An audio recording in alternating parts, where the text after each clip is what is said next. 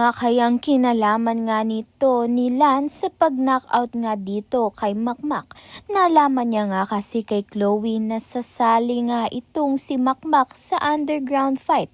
Alam nga ni Lance na illegal nga iyon.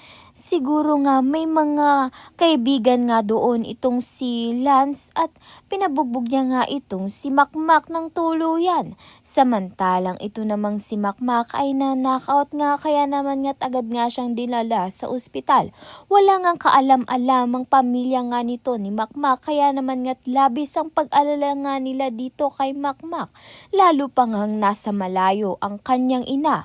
Ang ina nga nito ni Makmak ang siyang dahilan kung bakit nga sumali itong si Makmak sa illegal boxing.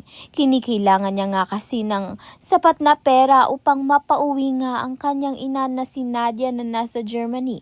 Dahil nakita niya nga ito kung paano ngang saktan itong si Nadia ng kanyang amo. Kaya naman nga hindi na nga mapakali itong si Makmak na gusto na nga niyang pauwiin ng Pilipinas agad-agad ang kanyang ina. Subalit siya naman nga ang nasawi sa huli. Kaya naman nga't yan at iba pa ang dapat nating pakaabangan. Maraming salamat sa iyong panonood.